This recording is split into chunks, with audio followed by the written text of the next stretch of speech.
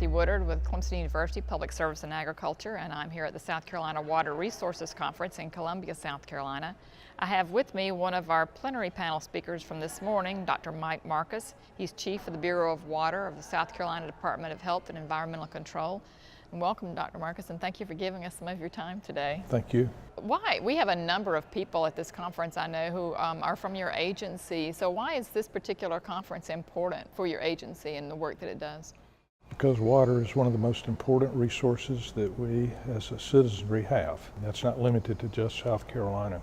And as being the state regulatory agency, clean water and water quality and plenty of water quantity is very important to us.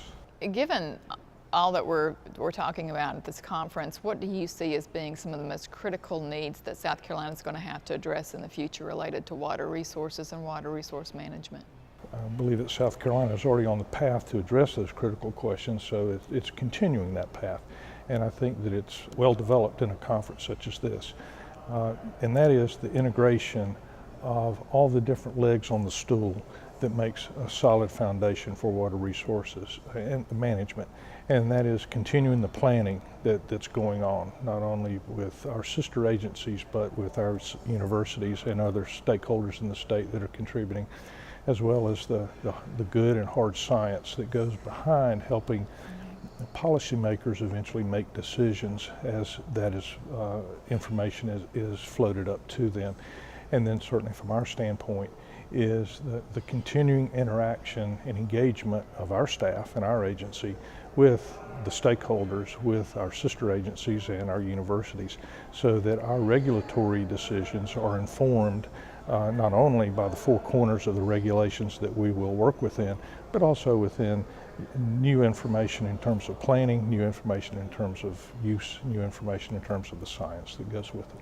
So what do you see in the future as being some of we hear a lot of talk about emerging technologies and things, and the use of emerging technologies to help us understand better how to more effectively manage water resources.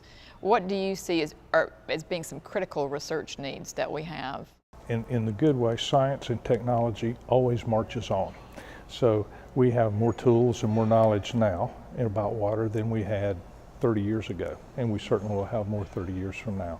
I think some of the areas where we could use and will use continued research will be on technologies that help us understand better subsurface conditions in aquifers as they function normally or as they begin to have incipient stress, because the whole idea is to let's avoid creating a permanent or semi-permanent stress zone in an aquifer.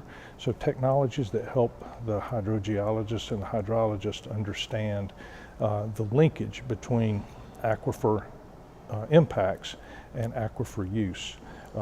Demand on the aquifer, I think, will be important. So what are some of the next steps, given the work that you're doing at DHEC, that you will be taking as it relates to water planning and water resource management? Well, we will certainly continue to work with the state water planning group that's ongoing, being principally led by DNR, as well as the Clemson's huge role and very important role in it, and USGS with the data acquisition that they provide.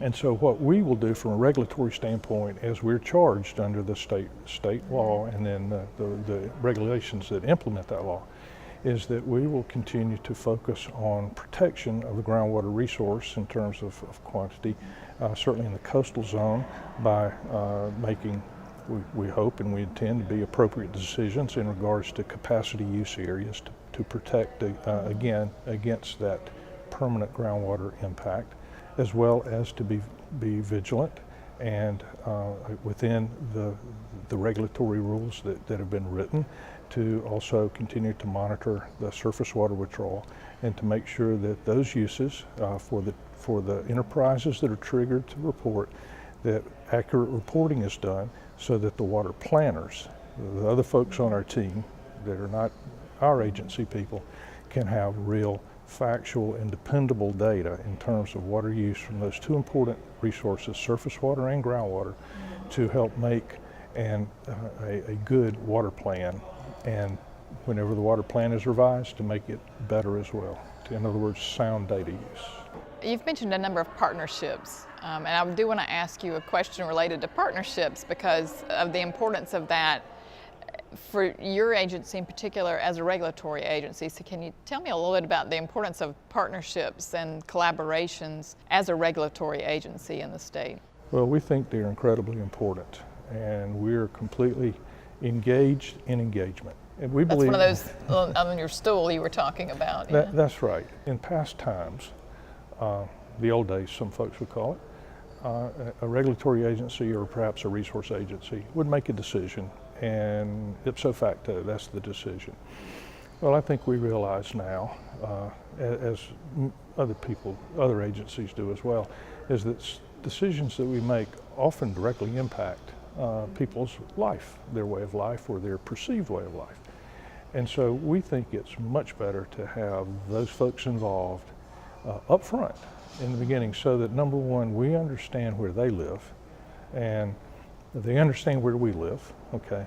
And we think that we won't always agree, but we think that it never hurts to sit down and have good, meaningful, respectful discussion. We really believe, and we are really implementing community engagement into what we do in the Bureau of Water and other aspects of environmental affairs at the agency. And by the same token, we think that engagement also includes, it'll be in a different way because it's more peer-to-peer, but we think that engagement also includes conversations with our sister agencies and with our sister, if we want to call them that, our sister universities, because the knowledge and the access to research, cutting-edge ideas that the universities have, that as either a resource or a regulatory agency, we just don't hold that within our boundaries. So when we put it all together, we think it makes quite a powerful message and quite a powerful positive outcome for South Carolina, because that's what we want to do at DHEC and in the Bureau of Water. Is we want to transition from doing activities for activity's sake, and we want to have positive outcomes. Well, thank you very much. Thank you. We look forward to the future with you. Thank you.